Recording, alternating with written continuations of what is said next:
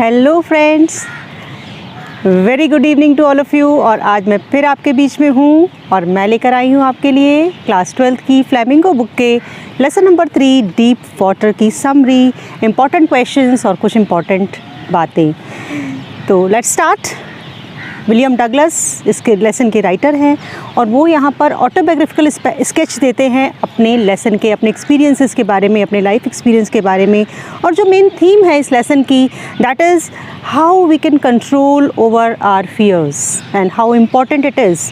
We really need grit, courage and determination to overcome our fears. It is very very important बच्चों। बहुत ज़रूरी है कि हमारे अंदर कोई डर है, किसी भी प्रकार का कोई फोबिया है, तो हम उसे कैसे कंट्रोल करें।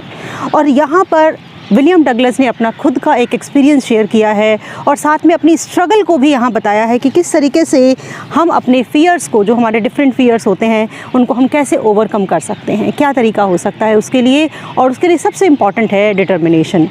तो बच्चों, ये स्टोरी शुरू होती है याकिमा सिटी से। उस याकिमा सिटी में एक रिवर हुआ करती थी जिसका नाम था याकिमा रिवर, और एक वहाँ पर YMCA रिवर भी कहा है उसे, और YMCA वहाँ पर एक पूल भी था। होता ये है कि ये जो बच्चा है विलियम डगलस, ये केवल बहुत ही छोटे होते हैं, 4 से 5 साल के, केवल बहुत ही छोटे होते हैं। तो उनके फादर उन्हें ले जाते हैं कैलिफोर्निया बीच पर। और आप जानते हैं बच्चों, कभी गए हों समुद्र में तो बहुत तेज़ लहरें होती हैं समुद्र की, और उसके किनारे पर भी अगर कोई खड़ा हो तो कभी भी वो गिर सकता है नीचे और लहरों की चपेट में आ सकता है। The same happens with William Douglas. और वो छोटा सा बच्चा जो उस टाइम केवल विलियम डगलस 4-5 साल के थे, वेव्स उन्हें नॉक डाउन कर देती हैं, वो गिर जाते हैं और उनके फादर का भी हाथ पकड़े होते हैं, वो भी। विलियम डगलस बच्चे होते हैं, नीचे गिर जाते हैं, और वो ये उनके जो फादर होते हैं उन्हें पता है कि बच्चा उनके कंट्रोल में है और वो हंसते हैं सिर्फ। लेकिन ये जो बच्चा होता है ये बहुत ज़्यादा डर जाता है and he realises that water has the power to control human beings. और बहुत ओवर पावरिंग फोर्स होती है इन वेव्स में, और वो बहुत घबरा जाता है and he develops a permanent fear for water. लेकिन जब बड़े हो जाते हैं 10-11 साल के, then he again tries and he wants to learn swimming and for this उनकी जो मदर है वो हमेशा कहती हैं that don't go to YMCA river because it is really treacherous। और हर बार जो ड्राउनिंग होती रहती है वो उससे बाखबर करती रहती हैं, उन्हें बताती रहती हैं कि कितनी ज़्यादा ट्रेचरस रिवर है, डेंजरस रिवर है, और यहाँ पर आपको बिल्कुल भी भूल कर भी उस याकिमा रिवर में नहीं जाना है स्विमिंग सीखने के लिए। लेकिन जो ये बच्चा है वो समझदार है, वो नहीं जाता वहाँ पर, लेकिन वो ध्यान में रखता है कि कहीं और उसको अपॉर्चुनिटी मिले and he gets this opportunity in the YMCA pool। YMCA pool was not very deep, rather the deep was gradual।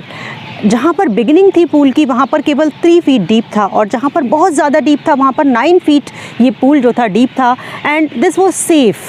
तो ही डिसाइड्स कि वो यहाँ पर जाकर अपनी स्विमिंग सीखेगा और जो पानी का डर है उसे निकालने की कोशिश करेगा।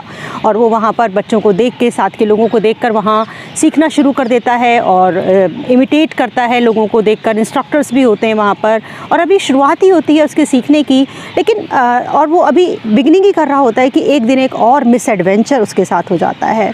मिस एडवेंचर बच्चों उसको कहते हैं, हम कोई बहुत हिम्मत का काम कर रहे हैं, हम कोई एक नया काम करना चाह रहे हैं लेकिन वो गलत हो गया, तो that is called miss adventure. वो उसके साथ हो जाता है। होता क्या है उस दिन कि वो जब वो पूल में गया होता है तो वो बहुत पतला दुबला होता है, स्किनी होता है बिल्कुल, और उसे थोड़ी शर्म आती है कि वो कितना ज़्यादा बोनी उसका स्ट्रक्चर है। बट वो वहाँ जाता है और वेट करने लगता है कि और लोग बच्चे आएंगे, तो and he will imitate them and he will go with them, क्योंकि डर तो लगता है उसे पानी से।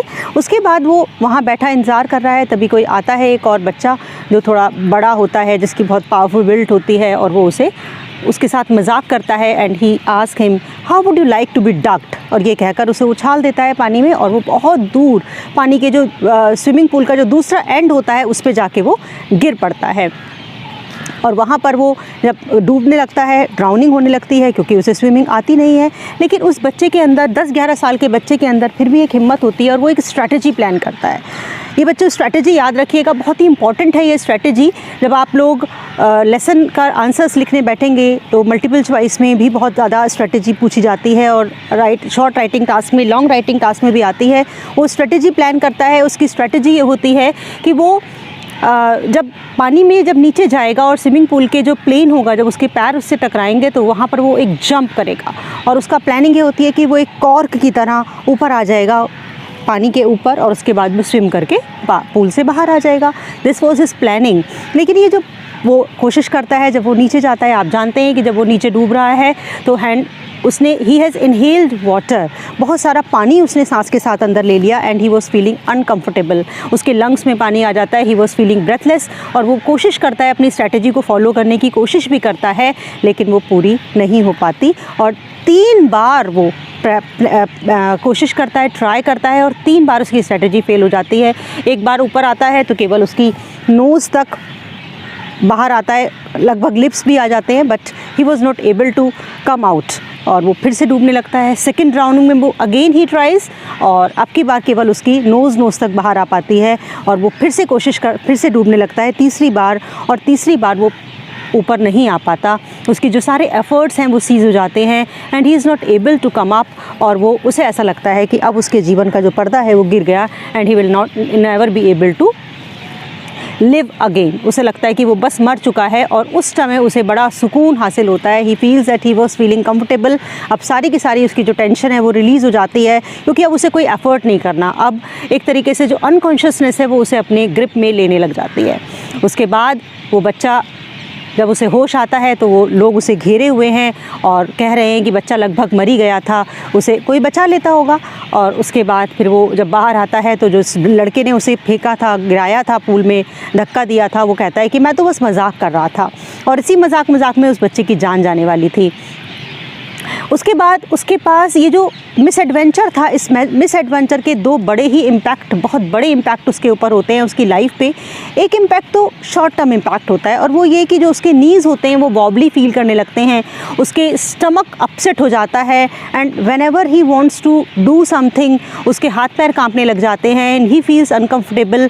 उसको ऐसा लगता है कि वो बस घर ही में रहे, कहीं जाए ना, बार बार रोने लगता है, उसे अपनी माँ की याद आने लगती है, माँ के पास जाता है, वहीं पर रहने की कोशिश करता है, और वो बहुत अपसेट हो जाता है। ये तो उसका शॉर्ट टर्म इम्पैक्ट था, लेकिन लॉन्ग टर्म इम्पैक्ट भी उसकी लाइफ में होता है, that he develops a permanent fear. उसे एक तरीके से फोबिया हो जाता है वाटर से, हाइड्रोफोबिया जिसे हम कहते हैं वो हो जाता है। वो पानी के डर की वजह से अब उसके जितनी भी ट्रिप्स होती हैं, स्पेशली वाटर रिलेटेड ट्रिप्स जितने भी होती हैं, जो एडवेंचर्स, जो हॉलीडेज़ में जाना चाहता है, वो वाटर से रिलेटेड जो ट्रिप्स हैं, बोटिंग है, कनोइंग है, स्विमिंग है, वो इसमें से कुछ भी नहीं कर पाता। इवन फिशिंग भी वो एंजॉय नहीं कर पाता, और बड़ा होने के बाद भी ये जो हैंडीकैप होती है एक तरीके से ये उसके साथ रहती है। और बड़ा होने के बाद देन ही रियलाइजेज़ कि ये जो हैंडीकैप है will never let him enjoy life. वो डिसाइड करता है कि वो इस हैंडीकैप से छुटकारा पाके रहेगा, और उसके लिए वो एक इंस्ट्रक्टर हायर करता है। और वो जो इंस्ट्रक्टर होता है, ये भी बच्चों याद रखिएगा, बहुत ही ज़्यादा स्टेप्स इंस्ट्रक्टर ने क्या लिए उसे स्विमिंग सिखाने के, बहुत इंपॉर्टेंट हैं। और इंस्ट्रक्टर उसने अप्रैल में शुरू किया, अपना इंस्ट्रक्टर को उसने हायर किया, और उस इंस्ट्रक्टर ने लगभग 7 महीने तक उसको सिखाया। और वो उसके पास वो जो इंस्ट्रक्टर था वो लगातार उसके साथ मेहनत करता रहा, और उसने उसको 3 जो मेन चीज़ें थी उसके साथ की। सबसे पहले उसने उसका पानी का डर निकाला। उसके लिए उसने क्या किया, उसने एक बेल्ट ली, और बेल्ट जो थी वो उसकी कमर से बांधी, और उसके बाद एक रोप लेके उसकी बेल्ट में बांधी, और जो पूरा स्विमिंग पूल था उसके ऊपर एक पूरा स्ट्रक्चर बनाकर एक पुली लगाई, और उस पुली में उस रोप का, उस बेल्ट का एक सिरा लगाया, और उसके बाद उसने उसको अपने हाथ में उसका एक रोप का सिरा खुद लिया, एक उसके बेल्ट में लगाया, and now he had full control over mister Douglas. और उसके बाद उन्होंने उसको अपने कंट्रोल में लेकर कहा कि now you can go into water, और अब आप ड्राउनिंग का कोई डर नहीं है, now you must feel relaxed. और उसकी लेग्स को रिलैक्स होने के लिए उन्होंने पूरा एफर्ट दिया, पूरा टाइम दिया, और हफ्तों तक वो सिर्फ पानी में जाता और बाहर आता, पानी में जाता और बाहर आता। And after so many effort, after trying for so many days, उसकी जो लेग्स थी वो रिलैक्स होना शुरू हुई, और फिर उसको ये रियलाइज़ हुआ कि उसकी अब वो पानी में थोड़ा कंफर्टेबल है, अब उसकी जो बॉडी है वो रिस्पॉन्ड कर रही है बॉडी में। पानी में, सॉरी। और इसके बाद उसके बाद जो नेक्स्ट स्टेप है वो आता है इंस्ट्रक्टर का, और वो होता है उसे डिफरेंट स्ट्रोक सिखाना। वो उसे पानी में सबसे पहले तो स्ट्रोक से भी पहले वो उसे सिखाता है कि किस तरीके से वाटर में जाने के बाद हाउ टू एक्सेल, और पानी से मुंह ऊपर करने के बाद हाउ टू इनहेल। वो ये सिखाता है। काफ़ी महीनों तक सिर्फ यही ट्राई करते रहते हैं, how to inhale and how to exhale in water. उसके बाद जो नेक्स्ट आता है दैट इज़ द स्टेप कि how to try various steps, breast stroke, side stroke, back stroke, ये सब किस तरीके से वो डिफरेंट स्ट्रोक्स ले सकता है। ये जब तीनों चीज़ें उसे सिखाने के बाद नाउ कम्स कि वो अब उसे जितने उसने पीसेस में अलग अलग उसको तैयार किया था स्विमिंग को, उन सब पीसेस को एक साथ एक होल में जोड़ने का टाइम आ जाता है। And now he is ready कि वो अब स्विमिंग कर सकता है। और जब वो 1 बार, 2 बार, 4 बार, 10 बार स्विमिंग कर लेता है पूरे के पूरे स्विमिंग पूल पे, now the instructor was finished, और जो राइटर था he was ready as a good swimmer. लेकिन अभी भी उसे ये कुछ there were some residual doubts कि ऐसा तो नहीं है कि जब वो पानी से बाहर निकलेगा या जब स्विमिंग पूल के अलावा किसी और वाटर बॉडी में जाएगा, वेदर इन डिफरेंट लेक्स, और वो कहीं भी जाएगा तो ऐसा तो नहीं है कि उसको वो फिर से उसके डर वापस आ जाएंगे, ऐसा तो नहीं है वो फिर से कांपने लगेगा, ऐसा तो नहीं है वो फिर से घबरा जाएगा। So to check all these things what he does that he goes to different water bodies. He goes to warm lakes for fishing of different type of fishes, और उसके बाद वो वहाँ पर अलग अलग वाटर बॉडीज़ में जाता है और वहाँ पर जाके अपने आप को टेस्ट करता है, चेक करता है, and he finds that now he is comfortable. और जब भी उसके पास डर वापस आता है तो he says, oh mister fear, you want to terrorise me, see, और ये कह के वो फिर से पूरा एक बार घूमने के लिए, स्विमिंग के लिए निकल पड़ता है। तो इस तरीके से यू सॉ चिल्ड्रन, इसमें बताता है राइटर कि किस तरीके से आप अपने फियर पर कंट्रोल कर सकते हैं, आप किस तरीके से अपने किसी भी जो हैंडीकैप है या कोई भी चीज़ जो है वो इस लाइफ में इम्पॉसिबल नहीं है। If you have the courage, determination, grit and self confidence, than you can overpower it. किसी भी चीज़ को आप हासिल कर सकते हैं और किसी भी चीज़ पर आप अपने डर पर काबू पा सकते हैं। तो दिस इज़ रियली इम्पॉर्टेंट। और लास्ट में मिस्टर डगलस एक बहुत ही अच्छी बात कहते हैं that all we fear is to fear itself. हमें डर से डरना है, हमें और किसी चीज़ से, मौत से डरने की ज़रूरत नहीं है, हमें सिर्फ डर से डरना है, क्योंकि जो डर है वो हमें एक तरीके से अधूरा बना देता है। And that is really important. बीच बीच में मैंने तो दैट वाज द स्टोरी। इसके बीच बीच में बच्चों मैंने पहले ही सारे के सारे जो क्वेश्चंस हैं, इंपॉर्टेंट क्वेश्चंस, वो मैं डिस्कस करते चली हूँ। What were the strategies that the instructor adopted, what was the plans that he made to in the swimming pool when he was drowning, and why he was willing to overcome his fear of water, and how did he overcome his fear. So all these questions are really important. और सबसे important जो last का question है, जो कि value based भी हो सकता है, वो ये कि how determination and courage help us overpower any fear, help us overpower any circumstances. And a different question that is also important, that if we have the determination, nothing is impossible in this world. Comment with special reference to Deep Water written by William Douglas. So these are some of the questions जिनको कि हम पहले ही इस lesson के video में discuss कर चुके हैं बीच बीच में। और अगर आप चाहेंगे, आप कहेंगे, आपका कमेंट्स आएंगे तो प्लीज़ लेट मी नो। अगर आप कहेंगे तो मैं इसका एक सेपरेट वीडियो, इनके जो लॉन्ग क्वेश्चंस हैं और शॉर्ट क्वेश्चंस हैं उनके भी बना दूँगी।